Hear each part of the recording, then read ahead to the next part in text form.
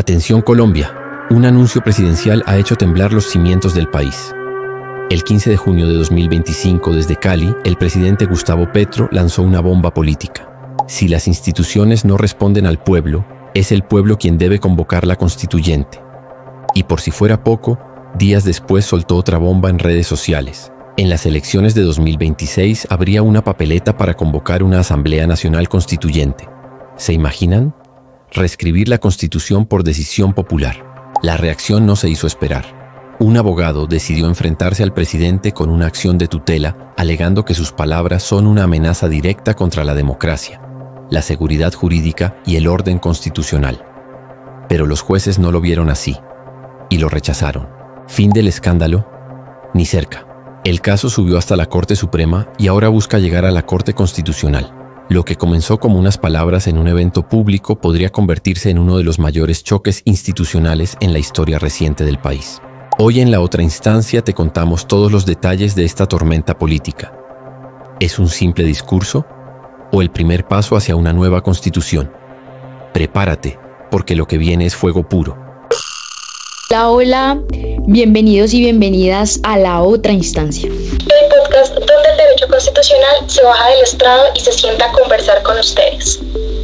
Y ojo aquí, porque aquí no venimos a recitar normas de memoria, sino a mostrar que detrás de cada tutela, cada sentencia y cada concepto hay historias y debates bien interesantes. Así que arranquemos hoy. Hoy traemos un caso que levantó mucho debate, una tutela presentada contra el presidente Gustavo Petro. Arranquemos con nuestras preguntas de hoy frente a este caso. Natalia, la primera va para ti. ¿La tutela que estamos analizando cumple con los requisitos de procedencia?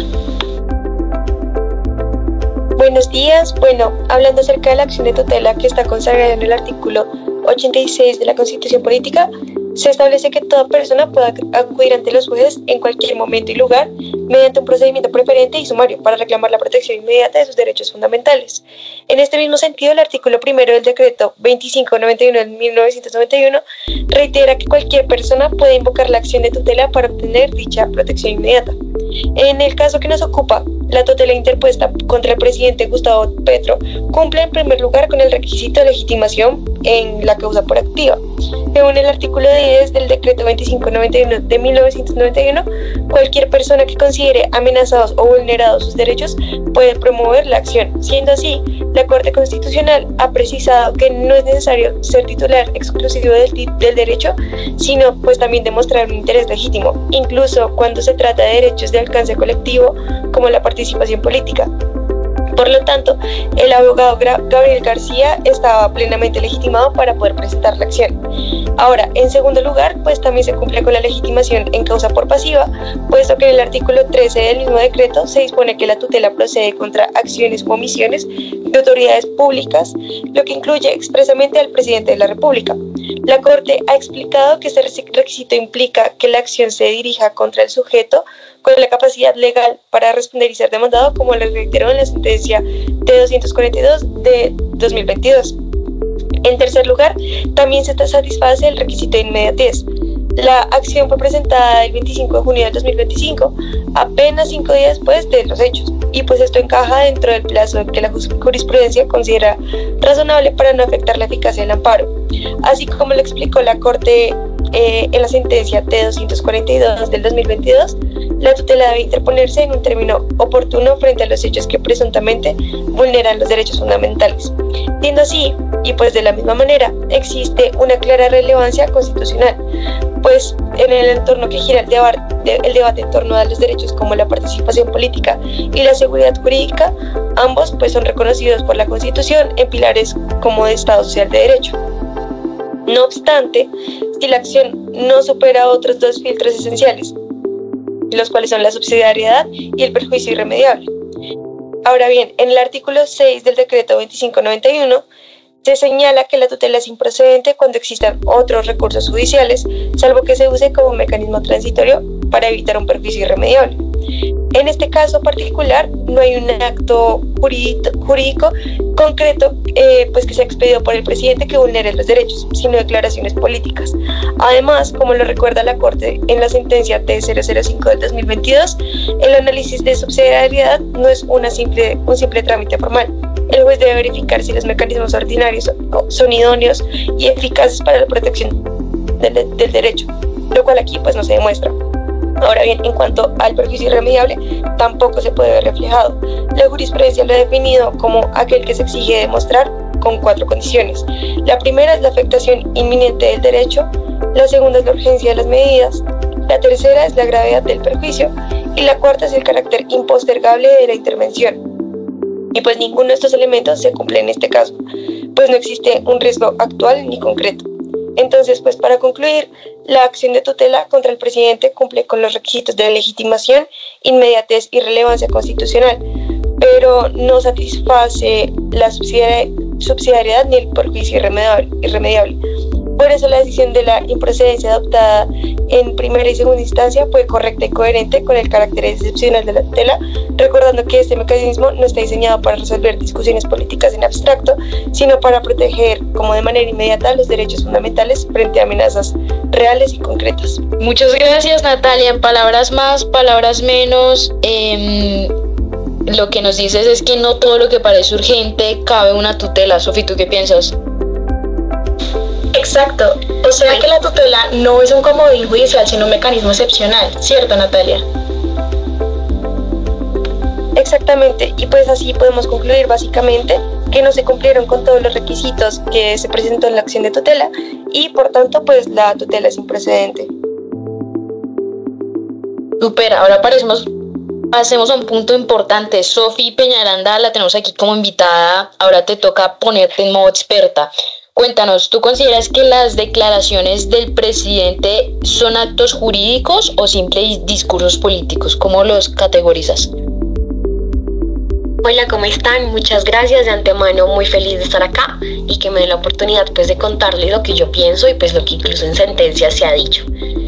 Las declaraciones del presidente Gustavo Petro constituyen expresiones de carácter político y no actos jurídicos de efectos vinculantes. Esto de acuerdo con la jurisprudencia de la Corte Constitucional. Los discursos y manifestaciones públicas de autoridades políticas forman parte del debate democrático y están protegidas por la libertad de expresión. Esto lo podemos encontrar en la sentencia C-442 del 2011 y también en la T-391 del 2007. En este caso no existe un acto jurídico formal, decreto de ley, acto legislativo o convocatoria arreglada por una asamblea constituyente. Por lo tanto, las manifestaciones del presidente carecen de efectos jurídicos directos. La Corte ha señalado también que la acción de tutela no es procedente para controvertir anuncios políticos sin efectos jurídicos inmediatos, ya que no configura una amenaza cierta o inminente a los derechos fundamentales. Esto donde lo podemos encontrar en la sentencia T-332 del 2001 y también en la T-288 de 1995. Sin embargo, la distinción entre acto político y acto jurídico vinculante sí es relevante para la procedencia de la tutela. Si se tratara de un acto jurídico, podría analizarse su constitucionalidad y su impacto directo en derechos fundamentales. Pero al ser declaraciones políticas, la tutela es improcedente, salvo que se demuestre un riesgo inminente, cierto y específico, de vulneración de derechos, lo cual en este caso pues no ocurre. Así, en consecuencia, las declaraciones deben interpretarse como ejercicio legítimo de la libertad de expresión presidencial, sin efectos jurídicos inmediatos, pues que activen la procedencia de la tutela. No sé si quedó todo muy claro, ¿me puedes decir? En conclusión, las palabras del presidente no son varita mágica, es decir, crea efectos jurídicos inmediatos. Sofi, ¿tú qué piensas? Exacto, no, pues no los genera, no. Yo puedo decir que quiero hacer 1000 cosas, pero de aquí a que eso pase, pues se necesita mucho más que solo palabras. Pero sí tienen bastante peso político. Me parece muy interesante lo que explicaste. Qué experta eres. Muchas gracias. Sofi, aprovechando tu intervención, yo te hago una pregunta por ahí, y es, ¿tú piensas ¿qué es lo que tú piensas con respecto a quién es competente para conocer una tutela en contra del presidente? A ver, esta pregunta es bastante interesante. Hay que tener en cuenta que en Colombia la acción de tutela constituye, como ya le explicamos, un mecanismo judicial para la protección inmediata de los derechos fundamentales, cuando estos han sido vulnerados o son amenazados por la acción o omisión de cualquier autoridad pública o incluso particulares. Respecto de las actuaciones de tutela interpuestas contra el presidente de la República, la normatividad y la jurisprudencia han evolucionado un montón, especialmente con la expedición de los decretos 330 del 2021 y 799 del 2025. Estas regulan de forma específica la competencia para conocer estos procesos. Hay que tener en cuenta, primero, el decreto 333 del 2021. Este decreto estableció que las tutelas contra el presidente de la República en primera instancia serían conocidas por el Consejo de Estado. La justificación de esto radicaba en que la especialidad del funcionario estaba en la protección de los actos relacionados con la seguridad nacional, estrategias gubernamentales y otras materias que requieren un conocimiento especializado y jerárquico dentro de la administración de justicia. Esta regla buscaba evitar la dispersión del conocimiento de tutelas en este nivel jerárquico superior y proteger además la estabilidad institucional del más alto cargo del Estado. Sin embargo, el decreto 799 del 2025, firmado el 9 de julio del 2025, eliminó la competencia exclusiva del Consejo de Estado para conocer tutelas contra el presidente de la República.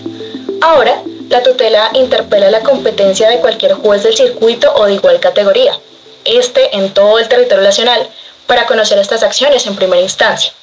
Esta medida tiene como finalidad descentralizar y democratizar el acceso a la justicia, garantizando que ningún juez se niegue a conocer una tutela bajo argumentos de incompetencia absoluta por la razón de la categoría del demandado.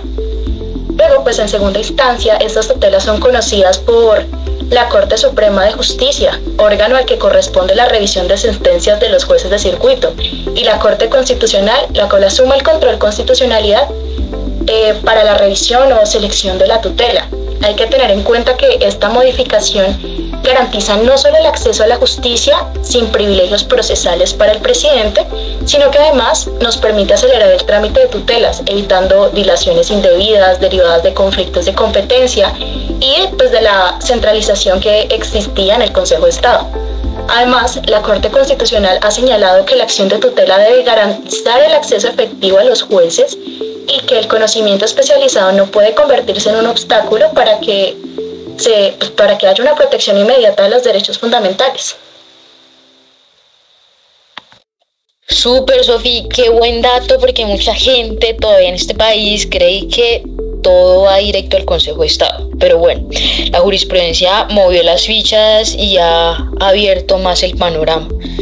Ahora pasemos a una sesión especial, aprovechando que hablamos sobre jurisdicción, con nuestro experto Juan Felipe.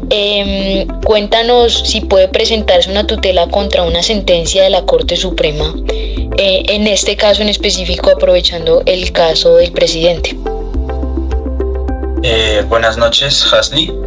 Lo primero, yo creo que es revisar el tema de los requisitos de procedencia que la jurisprudencia de la Corte Constitucional ha definido para ver si es posible interponer una tutela contra sentencia judicial en los términos en que se nos expone en este caso tan interesante. Empezando, decir que variada jurisprudencia define estos requisitos y los divide en requisitos generales de procedencia y requisitos específicos. Estos últimos que se centran en los defectos de la providencia judicial que justifican la intervención del juez constitucional. Los primeros, los requisitos generales, son de carácter formal, aplican a todas las tutelas y deben cumplirse todos a cabalidad. Se identifican 6. El primero es que el asunto sobre el cual verse la controversia tiene que tener una cierta relevancia constitucional. El segundo es el tema de la subsidiariedad, que implica el haber agotado todos los medios ordinarios y extraordinarios de defensa judicial en el caso incurso, salvo que se busque evitar la consumación de un perjuicio fundamental que sea irremediable. El tercero es el tema de la inmediatez, que básicamente lo que hace es exigir la interposición de la tutela en un término razonable y proporcionado a partir del hecho que originó la vulneración. Es un término bastante vago, pero que de todas formas impone un cierto requisito. O bueno, en caso de que haya pasado ya un tiempo, pues que la vulneración continúe. El cuarto requisito es la identificación de la causa de la vulneración, que pese al carácter informal de la acción, requiere que el accionante exponga con una mínima claridad los derechos vulnerados y los hechos que generaron esa vulneración. El quinto es que cuando se trate de una irregularidad procesal, se debe comprobar que ésta tiene un efecto decisivo y determinante en la sentencia que se impugna y que afecta a los derechos fundamentales del accionante. Por último, está la regla de la improcedencia general de la acción contra sentencias de tutela, que sin embargo admite como excepciones la cosa juzgada fraudulenta, la vulneración de derechos fundamentales durante el trámite de la tutela y antes del fallo, o la vulneración dentro del incidente de desacato. Por su parte, los requisitos específicos se refieren a los defectos que pueden encontrarse en la providencia judicial. La Corte ha identificado un total de 8. Primero es el defecto orgánico, que es cuando el juez básicamente no tiene competencia al conocer del asunto en absoluto. Segundo es el defecto procedimental absoluto, que surge cuando el juez actúa totalmente al margen del procedimiento, con un impacto directo sobre la decisión. Tercero es el defecto fáctico, que consiste en una valoración irrazonable de las pruebas o la ausencia de ese apoyo probatorio. Siguiente es el defecto material o sustantivo, que es cuando se aplican normas inexistentes, inconstitucionales, o se decide con argumentos que se contradicen con la misma providencia. Luego estamos ante el error inducido. Básicamente es cuando el juez es engañado por un tercero y de allí resulta una decisión que afecta a derechos fundamentales, o básicamente cuando la decisión es producto de un engaño o de un acto fraudulento dentro del proceso. También está la decisión sin motivación, es cuando no se exponen razones fácticas ni jurídicas. Está el desconocimiento del precedente, que implica que el juez se aparta de forma injustificada de un precedente judicial vinculante. Y finalmente, la violación directa de la Constitución, que se trata de que la decisión básicamente lo que hace es contradecir en forma evidente y manifiesta y directa algún precepto constitucional. Ahora bien, en el caso concreto, la sentencia no es procedente porque no supera dos requisitos generales de procedencia, en especial el relativo a la procedencia excepcional de la tutela contra otros fallos de tutela. No hay rastro alguno de cosa juzgada fraudulenta, entendida como aquella decisión que es adoptada con fines ilegales ligados a dolo del juez o fundada en un fraude de ley, aunque sin intención dolosa. Nada de eso se aprecia aquí. La decisión de improcedencia de la Corte Suprema no deriva de fraude, engaño o ninguna clase de manipulación procesal. Antes, se trata de un fallo regular y conforme a derecho, por lo que yo veo. Lo mismo ocurre respecto a los otros supuestos excepcionales. Primero, porque no hubo vulneración de derechos fundamentales en el curso de un incidente de desacato, ni tampoco la hubo por actuaciones irregulares durante el trámite de la tutela y antes de dictarse la sentencia, pues que condujeran a esa misma vulneración, según como dejan ver los hechos. Tampoco resulta superado el requisito de identificación de la causa de la vulneración, pues el abogado no concreta los hechos que habrían generado la violación de derechos en la sentencia de la Corte, ni logra precisar cuáles derechos fueron desconocidos. Solo se limita a mencionar la existencia de una amenaza y la necesidad de proteger el orden constitucional, lo que resulta insuficiente. Este defecto, sin embargo, podría ser subsanable mediante una mejor exposición escrita o verbal ante el juez de tutela. Con todo, pues los otros 4 requisitos generales, podrían entenderse de cierta forma cumplidos. La subsidiariedad, porque ya no queda ningún recurso frente al fallo de segunda instancia. La inmediatez, porque aunque la tutela no se interponga de inmediato, el hecho de que la presunta vulneración sea continua justificaría su estudio. Y la relevancia constitucional, en la medida en que el abogado pretende vincular su pretensión con la defensa del orden constitucional, aunque la solidez de ese argumento pues dependería de cómo logre conectar la decisión cuestionada con la afectación en concreto de derechos fundamentales. Sobre el requisito de una irregularidad procesal decisiva, no aplica, pues porque tampoco expone si lo que va a atacar con la tutela es algo relacionado con las formas y el procedimiento. Respecto de los defectos específicos, tampoco parece configurarse la mayoría, entendiendo que de estos solo hace falta uno para que, pasada la verificación de los requisitos generales, el juez constitucional pueda considerar procedente la acción de tutela contra providencia judicial. No hay defecto orgánico porque la Corte tenía plena competencia. Tampoco defecto procedimental absoluto, pues el trámite se surtió con normalidad. ni de efecto fáctico, ya que no hubo valoraciones razonables de pruebas dado que la controversia era de interpretación jurídica. No hubo error inducido porque no existió engaño, ni puede hablarse de decisión sin motivación porque la Corte Suprema sí explicó por qué las declaraciones presidenciales carecían de efectos jurídicos y por qué la tutela no era el mecanismo adecuado para restringir la libertad de expresión de un funcionario público. Tampoco es viable alegar el desconocimiento del precedente, ya que no existía uno aplicable y el propio accionante reclama la necesidad de que la Corte lo fije en el futuro. Ahora bien, sí hay dos defectos que podrían plantearse como posibles. El defecto material, bajo el argumento de que la Corte Suprema aplicó de manera equivocada el régimen constitucional de la libertad de expresión de los altos funcionarios, sin tener en cuenta sus límites derivados de la supremacía constitucional y la necesidad de proteger la estabilidad institucional. Y la violación directa de la Constitución, porque la decisión desconocería de forma manifiesta la obligación de garantizar derechos fundamentales frente a un riesgo de alteración del orden constitucional. Sin embargo, hay que subrayar que este análisis de procedibilidad por defectos específicos solo puede tener cabida en el escenario hipotético de que se hubiera superado primero el examen de los requisitos generales, lo que a mi juicio pues no ocurrió, como ya se explicó. Pues básicamente eso sería todo.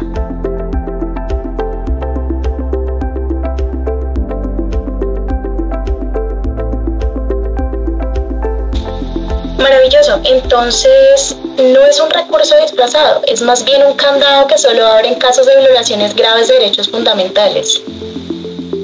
Exacto. Hay que entender que la procedencia de estas acciones de tutela contra providencia judicial y más específicamente contra providencias que son de tutela es una cosa que básicamente solo se puede concebir en casos muy específicos. Nosotros no podemos confundir esto con una tercera instancia o con una reapertura del proceso. Solo podemos concebirlo como un mecanismo para defender los derechos fundamentales de la persona. Perfecto, es maravilloso tener expertos como ustedes que pueden explicarle a la gente normal cómo pueden defenderse, cuál mecanismo surten en estos procesos. Ahora, Hasli, te toca lucirte a ti. ¿Qué pasa si la tutela es improcedente? Si procede el estudio de fondo o si hay vulneración de derechos. Cuéntanos. A ver, para nuestros queridos oyentes, es importante explicar que cuando el juez concluye que la acción de tutela es improcedente, no puede limitarse a negar el amparo de manera simple. Esto quiere decir, y muy importante, destacar que la Corte Constitucional ha señalado que la improcedencia exige una motivación suficiente y en ciertos casos la opción de órdenes preventivas y exhortativas para garantizar que no haya una indefensión. Veamos cómo se aplicaría esto que les acabo de explicar a nuestros queridos oyentes al caso de las declaraciones del presidente Gustavo Petro. Empecemos por una posible subpregunta que surge, esta gran pregunta grande, y es ¿por qué podría ser improcedente esta tutela? Hay tres posibles vías de la improcedencia. Por un lado encontramos la subsidiariedad, y es que la tutela solo procede si no existe otro medio judicial. Pero en este caso las declaraciones del presidente no son actos jurídicos con efectos vinculantes, por tanto no hay una vulneración directa e inmediata de derechos fundamentales que amerite intervención del juez constitucional. Por otro lado encontramos por el hecho superado o daño consumado. Si el presidente ya aclaró en sus declaraciones en escenarios posteriores, podría presentarse que la posible afectación ya fue resuelta en el debate público y la tutela carecía de objeto. Por otro lado, se puede destacar la improcedencia de esta tutela porque podría tratarse de un debate político y no jurídico, que es lo que más se suele hablar incluso en redes sociales. Y es que la tutela no es un instrumento para controlar la opinión pública del presidente, como aclara la Corte Constitucional. Incluso desde hace años se señala que la tutela es un mecanismo alternativo de control político. Esto con respecto al primer punto. Con respecto al segundo punto, y es ¿qué debe hacer el juez al declarar esa improcedencia? Con las tres posibles opciones ya anteriormente mencionadas. El juez debe, tener otras tres vías. Por un lado, explicar las razones de la improcedencia de forma clara y pedagógica, indicando que las declaraciones presidenciales no son actos jurídicos obligatorios y que en consecuencia no procede el amparo de la tutela. Por otro lado, orientar al eleccionante que los mecanismos adecuados, tales como debates de control político en el Congreso, veedurías ciudadanas, mecanismos de participación democrática y los demás mencionados en la ley, esos son los realmente pertinentes para, digamos que, efectuar el presente caso. Y como tercero, el juez debe evitar la indefensión. ¿Eso qué quiere decir? Que aun si niega la tutela, puede dictar medidas preventivas que disminuyan el riesgo de confusión o vulneración futura. Prácticamente hacer una protección en caso dado.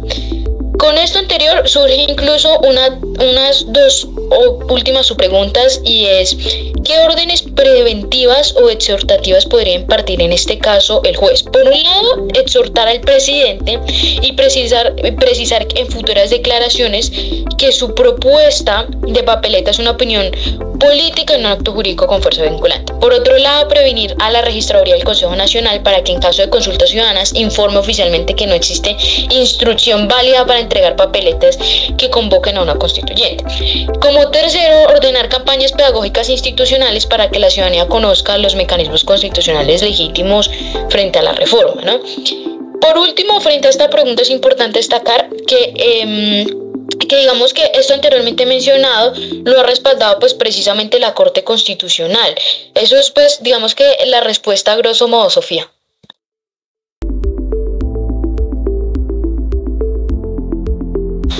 Qué interesante lo que acabas de decir, Hasni.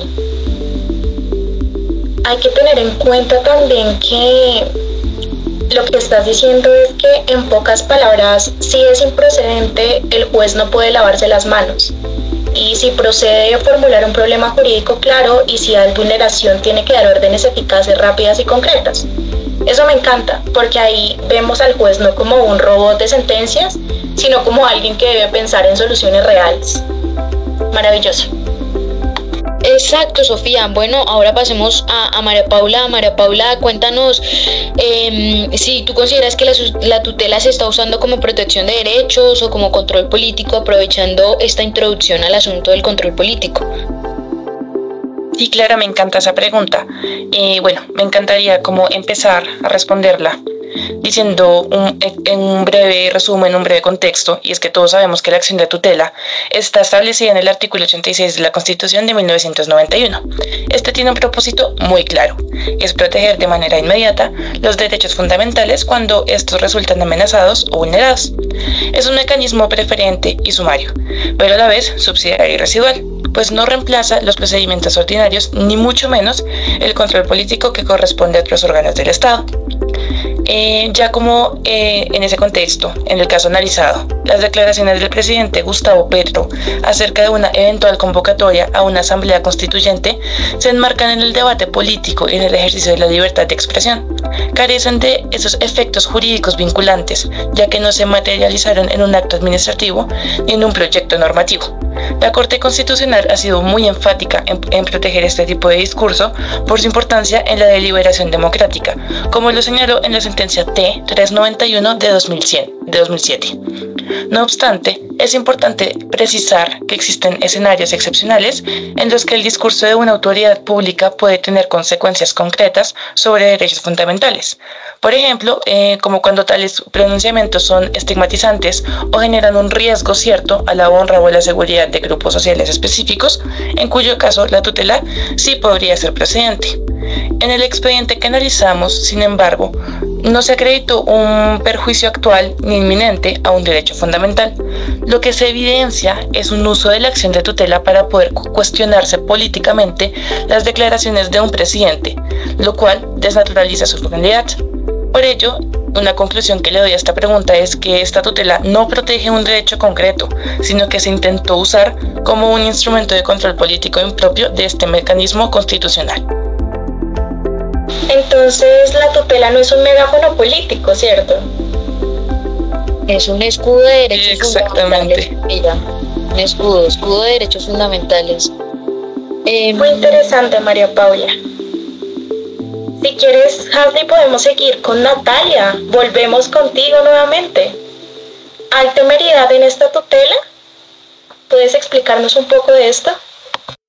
Claro, muchas gracias por la pregunta. Ahora hablemos un poco acerca de si alguna de las declaraciones del accionante puede considerarse temeraria. Para empezar, el artículo 38 del decreto 2591 de 1991 nos dice que se presume la temeridad cuando, sin un motivo expresamente justificado, se presenta la acción de tutela por los mismos hechos y derechos. En otras palabras, la norma busca evitar que la tutela se use de forma abusiva, como una cuarta instancia.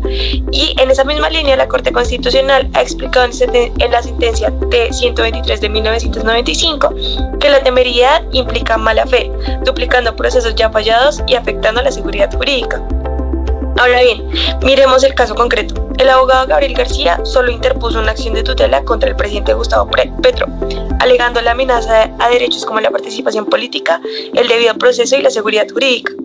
Ahora, con esto en mente, no puede hablarse de temeridad, no hay duplicidad de acciones ni reiteración injustificada de pretensiones.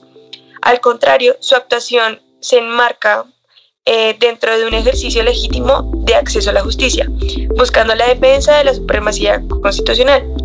Sin embargo, ojo con lo siguiente.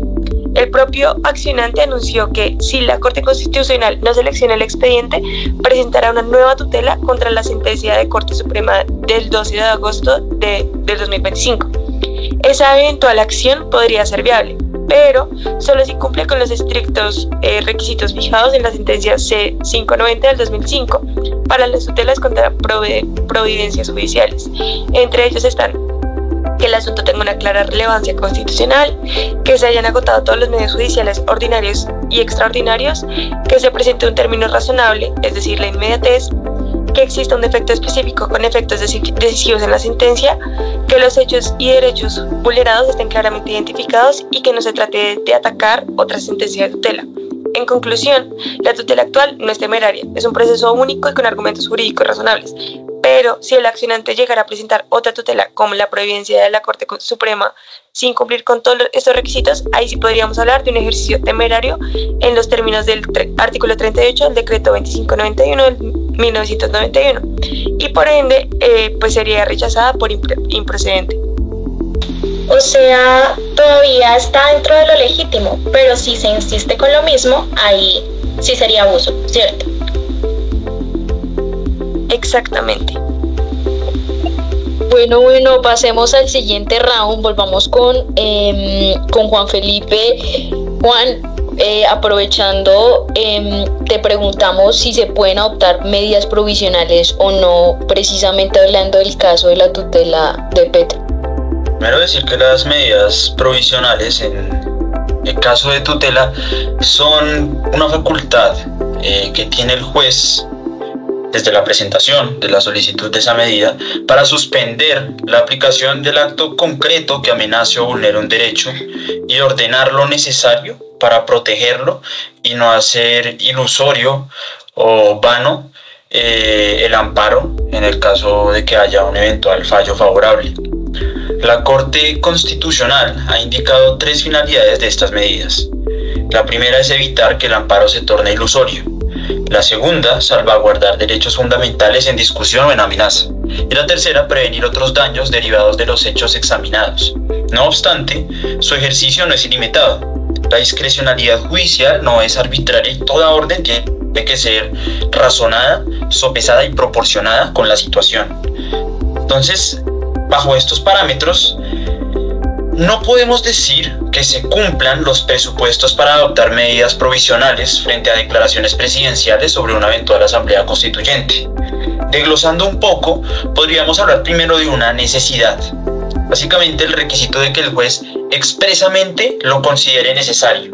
Esto se saca de la definición que da el artículo 7º del decreto 2591 de 1991. Básicamente, esto parte de la existencia de un acto concreto con efectos jurídicos inmediatos. Las declaraciones presidenciales son manifestaciones políticas, como ya lo vimos anteriormente, propias del debate democrático y amparadas por la libertad de expresión, sin efectos vinculantes ni ejecutoriedad por sí mismas. Sin un acto jurídico que materialice la amenaza, no se configura una necesidad real de protección cautelar. También podemos hablar de una eventual urgencia. En este caso, pues tampoco hay urgencia. porque no existe un peligro inminente que justifique una intervención inmediata del juez a través de una medida cautelar. Las declaraciones no alteran por sí solas el orden constitucional. En últimas, la eventual amenaza pues es conjetural, es futura y además es incierta, por lo que no se satisface el estándar de inminencia que exige la norma. También está el tema de la eficacia del amparo, porque como vimos, uno de los propósitos de la medida es impedir que el amparo se vuelva ilusorio. Aquí, aun si se concediera la tutela, un eventual orden que modere o delimite declaraciones futuras no perdería eficacia por el simple trámite del proceso. No hay elementos que indiquen que la falta de medida provisional torne nugatorio un eventual fallo favorable. Está también la proporcionalidad, que es tal vez una de las imposiciones más importantes que hay en este tema de las medidas provisionales. Una orden que exija al presidente abstenerse de pronunciarse sobre la convocatoria a una asamblea constituyente sería una restricción severa de su libertad de expresión política. Ese sacrificio no se justifica frente a un daño incierto y especulativo. La jurisprudencia exige que las medidas sean proporcionadas a la situación. Restringir discurso político, aunque sea controvertido, no guarda proporción con una amenaza difusa al orden constitucional. Ahí llegamos a la prevención de otros daños. Tampoco se identifica que hayan daños concretos, actuales e inmediatos que se deriven de las declaraciones mismas. La estabilidad institucional, invocada como bien jurídico en riesgo, no se ve menoscabada de modo directo por manifestaciones políticas, por polémicas que resulten. En el plano constitucional, una orden de esa naturaleza rozaría en la censura previa, prohibida por el artículo 20 de la Constitución, con especial sensibilidad tratándose de discurso político de altos funcionarios. Las medidas cautelares no pueden operar como una forma de silenciar preventivamente la deliberación pública, porque esto también forma parte del principio democrático en últimas. Aplicando estos criterios al contexto de una tutela contra la sentencia de la Corte Suprema de Justicia, a una tutela contra el presidente Petro, la tutela que se interpuso contra el presidente Petro, la adopción de medidas provisionales resulta improcedente. Básicamente, pues convergen las razones que ya di: la ausencia de necesidad de urgencia, conforme al artículo 7º del decreto 2591, la inexistencia del riesgo de inutilidad del amparo, la desproporción de la restricción frente al daño hipotético y la falta de daños concretos e inmediatos. En síntesis, atendiendo al marco legal y a los estándares fijados, entre otras por la sentencia T103 de 2018, no se satisfacen los requisitos para decretar medidas provisionales en el caso concreto. La combinación de falta de acto jurídico concreto, la ausencia de urgencia, la inexistencia de peligro de ineficacia del fallo y la afectación desproporcionada del discurso político llevan a concluir que tales medidas no proceden en esa tutela. Entonces, no podemos usar medidas cautelares para callar discursos políticos. No, para nada, porque pues en últimas también se tiene que remitir al examen de proporcionalidad que se haga entre el derecho legítimo y constitucional que tiene el presidente Petro de libertad de expresión y el eventual daño que cause eso en el orden institucional, que en últimas, pues como vimos, es algo incierto, algo que pues no sucede, no se puede decir que esté pasando. Exacto, la libertad de expresión juega un papel fundamental, central aquí, Estado Social de Derecho, queridos oyentes. Sofía, te tocó. ¿Qué papel juegan la Procuraduría, la Defensoría y los terceros intervinientes? Cuéntanos. Bueno, esta pregunta es muy interesante. En el trámite de la acción de tutela, la intervención de organismos de control y terceros cumple una función de apoyo argumentativo y legitimidad democrática. Esto lo podemos ver en la Procuraduría General de la Nación. Esta emite un concepto no vinculante sobre la procedencia o improcedencia de la acción desde la perspectiva de la defensa del orden jurídico y del interés general.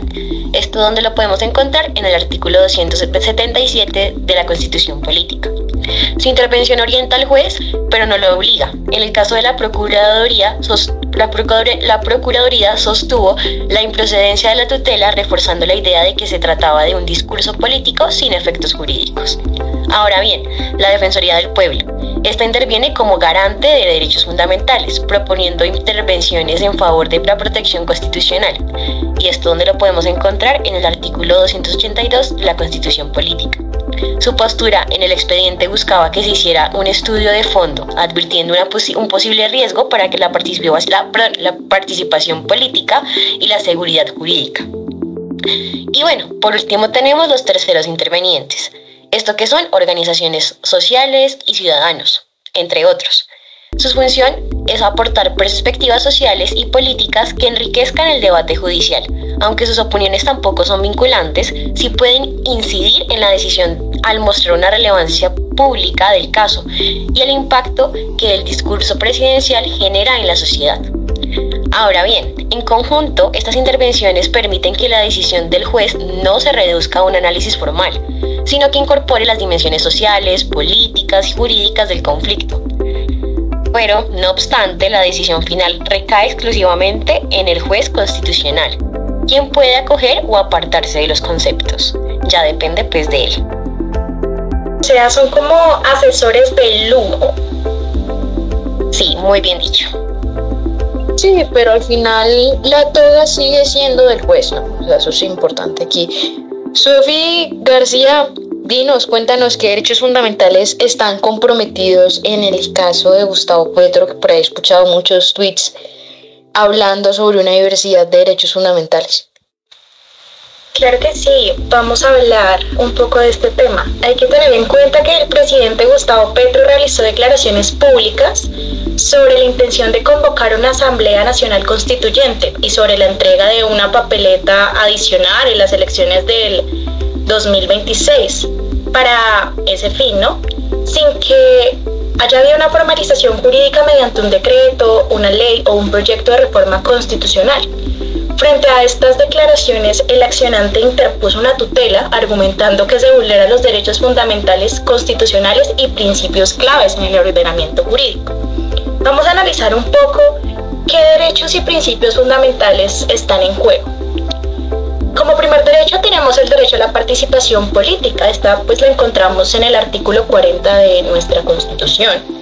Este derecho consagra que todos los ciudadanos pueden participar en la organización, ejercicio y control del poder político. La participación debe realizarse bajo un marco legal claro que garantice pues, el respeto a las normas constitucionales y al orden democrático. La convocatoria de una asamblea constituyente que modifica el texto constitucional debe cumplir con requisitos legales específicos para no afectar el sistema democrático.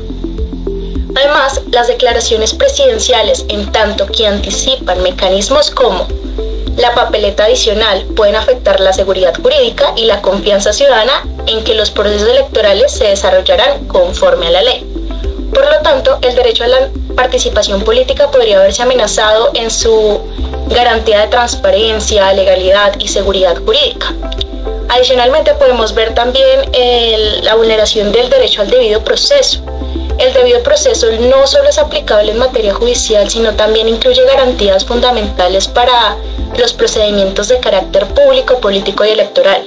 El presidente no tiene competencia constitucional directa para convocar una asamblea constituyente, acción que requiere procesos legislativos específicos. Por ende, anunciar un mecanismo electoral sin respaldo jurídico formal genera una amenaza al derecho de los ciudadanos, a los que los cambios se realicen conforme a procedimientos legales claros y garantistas. También encontramos el principio de supremacía constitucional. La Constitución, como sabemos, es norma superior y cualquier actuación estatal debe respetar su jerarquía y procedimientos establecidos. La alteración del esquema constitucional mediante anuncios o acciones fuera del marco legal atenta contra este principio fundamental. También podemos encontrar la libertad de expresión política. Las declaraciones del presidente también constituyen un ejercicio legítimo de la libertad de expresión, fundamentada en una democracia para la discusión de asuntos de interés público. Este derecho tiene especial protección para autoridades públicas en su discurso político, la cual debe verse libre de censuras indebidas, salvo que se configuren amenazas reales a otros derechos fundamentales o a la seguridad institucional. En este caso, el juez constitucional debe ponderar si las declaraciones del presidente son meramente discurso político o actos con efectos jurídicos vinculantes, y en este caso valorar la existencia de un perjuicio actual, concreto e inminente que justifique la tutela. Además, debe proteger la estabilidad institucional y la seguridad jurídica fundamentadas para la confianza ciudadana.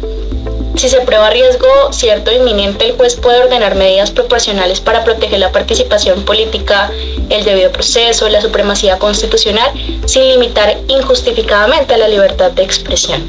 Entonces, un cruce de derechos: participación política, debido proceso, libertad de expresión, el típico rompecabezas constitucional. María Paula, vuelvo y te traigo a colación a la conversación. Aquí nos surgió una duda y es: ¿la tutela también protege principios como la supremacía constitucional y la seguridad jurídica o cómo lo vemos en este caso?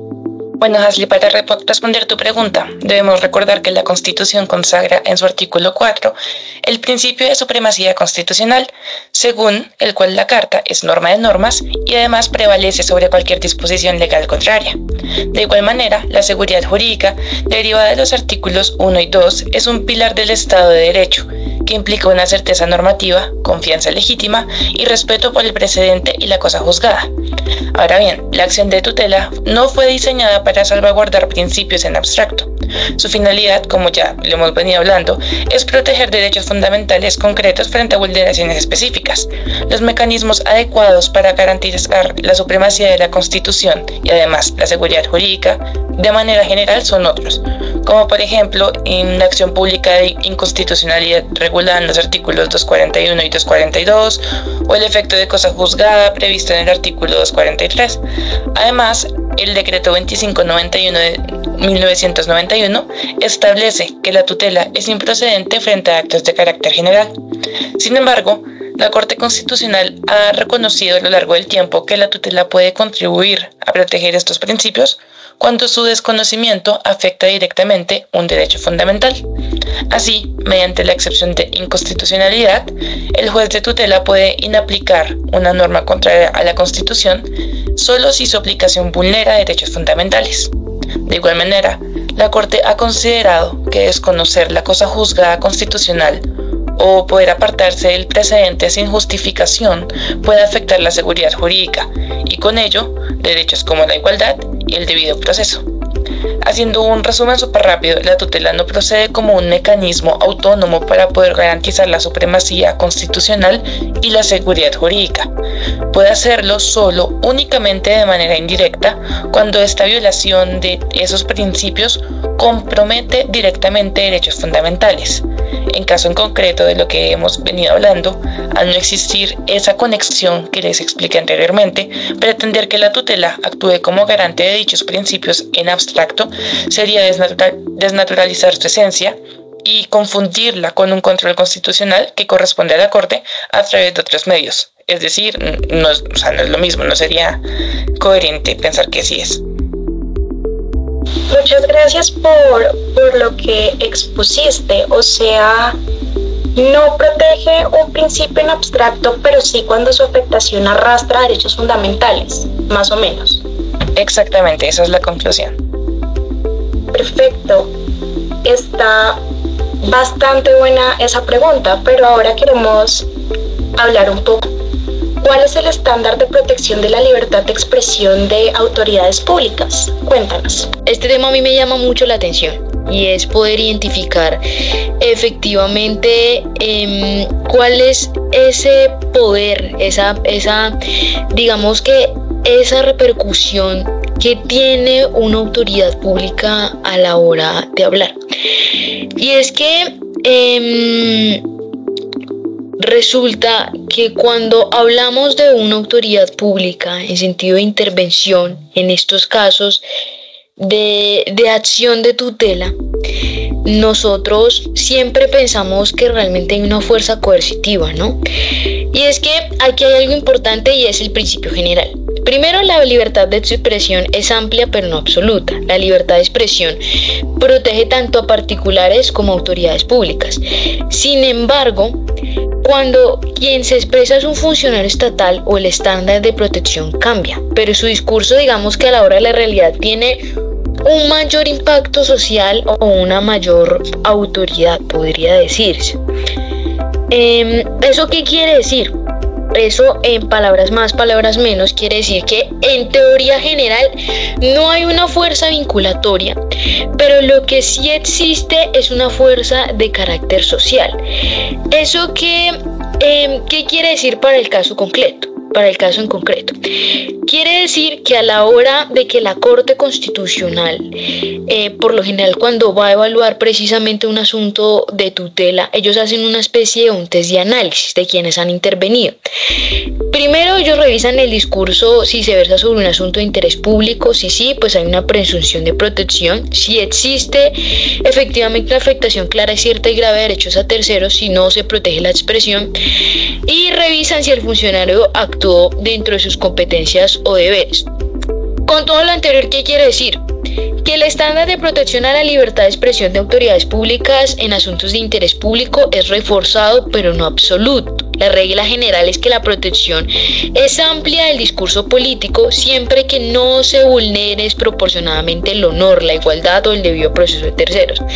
En definitiva, digamos que podría decirse que es equilibrar el debate democrático con la protección efectiva de derechos fundamentales.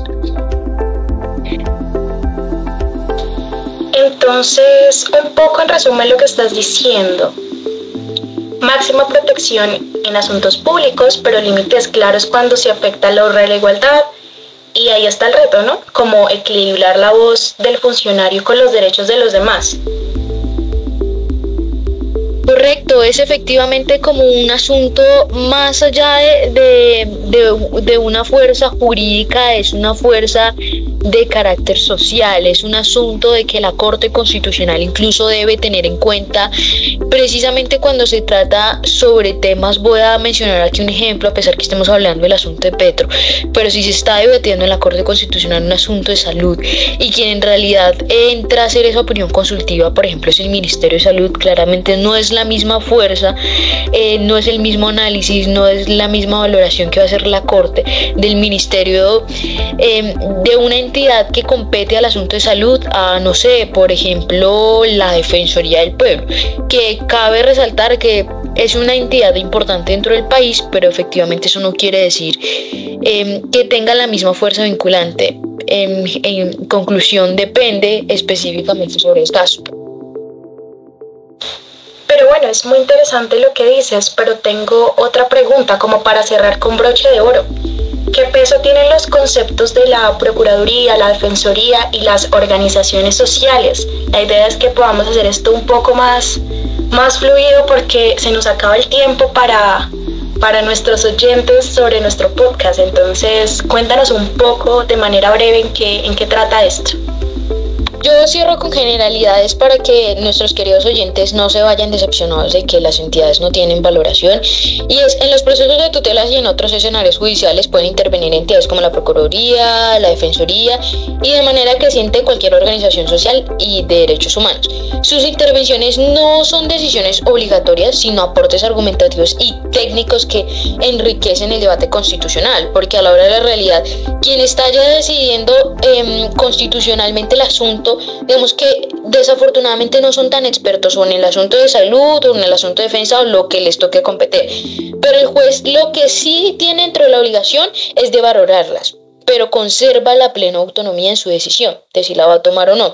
Ahora, el papel en concreto de la Procuraduría es que actúa como Ministerio Público. ¿Eso qué quiere decir? Que ellos van a defender el orden jurídico, el patrimonio público, los derechos fundamentales. Los conceptos de la Procuraduría buscan orientar y garantizar la imparcialidad del proceso. No son vinculantes, pero tienen alto peso argumentativo por provenir de un organismo constitucionalmente autónomo, hablando del 277 de la Constitución Política. Ahora, por otro lado, encontramos el papel de la Defensoría del Pueblo. Ellos tienen la función de defender y promover los derechos humanos, conforme al 282 de la Constitución Política. Sus conceptos son amicus curiae, es decir, alertas tempranas, aportan experticia técnica, enfoque en derechos. Aunque de nuevo no son obligatorios, la Corte ha señalado que se debe darles especial consideración cuando refieren a poblaciones en situación de vulnerabilidad. Estamos hablando de la Defensoría del Pueblo. Por último, encontramos claramente el papel de las organizaciones sociales. Estas son las que suelen intervenir como amicus curiae de los famosos conceptos técnicos o en calidad de intervinientes como ciudadanos o algunos representados. El valor de ellos radica en aportar contexto social y fáctico sobre la problemática, así como que le va y le dice al juez de dice, mire, esto es lo que está pasando en la realidad. Por otro lado, representan la voz de comunidades directamente afectadas, ofrecen enfoques diferenciales, género, etnia, víctimas, medio ambiente. Y el peso de las organizaciones sociales depende de la seriedad, la pertinencia, el respaldo empírico, sus aportes, de la movilidad social que incluso realizan, ¿sí? Eso es lo que se ha dicho con respecto. Ahora, para cerrar, el estándar de valoración por parte del juez, lo que siempre suele ocurrir, se puede determinar en 4 puntos. Por un lado, la obligación de considerar. El juez debe analizar esas intervenciones, pero no puede ignorarlas sin motivación. No puede decir, aquí viene a intervenir una organización social y no voy a decir nada al respecto. Debe escuchar atentamente. Por otro lado, debe haber un valor persuasivo no vinculante. ¿Eso qué quiere decir? Que no obligan, pero pueden inclinar el razonamiento del juez cuando son sólidas y fundadas. ¿Qué quiere decir? Que esas entidades, las organizaciones sociales, tienen ese poder de demostrarle, cambiarle un poco la visión al juez. Como tercer estándar de valoración es la especial diferencia en casos de vulnerabilidad. Cuando se refieren a derechos de minorías, grupos marginados, el peso argumentativo pesa. No es lo mismo que estemos hablando un caso de afrodescendientes y que venga una comunidad, que venga una organización social que sea especializado sobre afrodescendientes, ¿sí? Y como cuarto estándar encontramos la complementariedad, y es que se valoran como insumos que fortalecen la motivación de la sentencia, pero ojo, nunca sustituyen la autonomía. El juez las puede tomar y les puede servir para tomar el fallo. En conclusión, ¿tienen o no tienen peso? Están ahí como en promedio, depende del caso en concreto, depende de la movilidad social que también exista. Esa sería efectivamente mi respuesta para cerrar y dejar pues con varias dudas a nuestros queridos oyentes. Maravilloso, son como brújulas argumentativas, no obligan pero orientan al juez, y si el juez no las sigue debe explicar muy bien por qué. Pero bueno, como les dije anteriormente, con esto cerramos otro episodio de La Otra Instancia, este espacio donde la Constitución se analiza con rigor pero también con frescura. Damos gracias a nuestros invitados y a quienes nos escuchan. Estos expertos vinieron desde muy lejos para poder participar en el podcast. Nos vemos en la próxima instancia, o mejor dicho, en la otra instancia. Gracias.